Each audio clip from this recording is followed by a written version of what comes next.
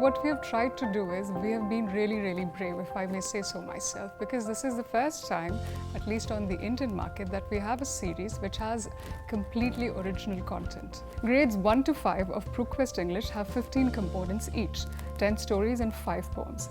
Grades 6 to 8 have 18 components each, 12 stories and 6 poems. So in total, that's 86 stories, all of which are original. We talk about diversity, we talk about the heterogeneity of a modern classroom, but are we actually addressing it? PruQuest English does not merely pay lip service to the diversity of a modern classroom. We have chapters that are based on multiple intelligences, and to mark all of those chapters, we have multiple intelligence icons right above each chapter title so that the teacher knows which multiple intelligence the chapter targets. Now, when you talk about heterogeneity, we have a diverse range of content in our course. The content ranges from, let's say, the oldest marine species in the world, which I'm sure even a science textbook does not deal with, not because it does not want to, but because, its hands are tied, because of the syllabus. Another reason why we decided to use original content was an English course, a language course in our country, gets saddled with a lot of responsibilities. In our country, we do not get special periods or special classes to talk about many social justice issues, for example, body agency, right? I'll give you an example of one of the chapters in our series.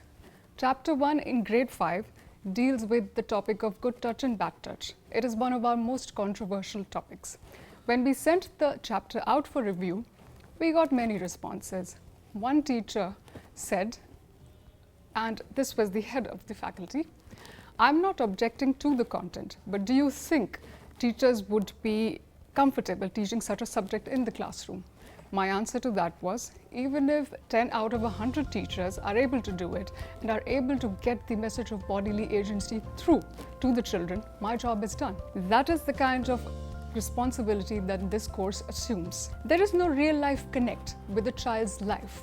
Dickens is good, Christina Rossetti is good, Shakespeare is good, but at the same time, where is the connect? Is the child motivated to read?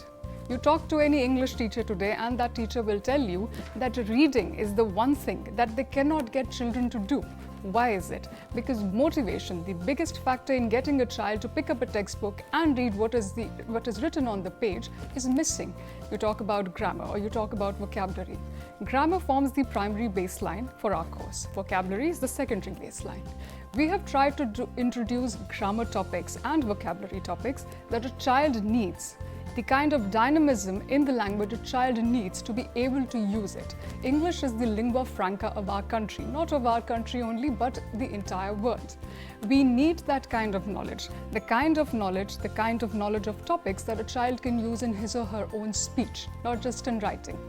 India is a singular case wherein a child or even an adult can write very well in English, but they cannot converse in English.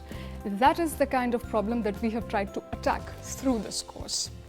Teachers get trained on how to deal with children who have special needs, but children do not get any such training. So that is why we have tried to include such content so that a child gets overall development through this course. The series also introduces 2 characters. That's a distinctive feature of this English program. The 2 characters are Mike and Sammy. They grow up with the children. So again, there is a connect.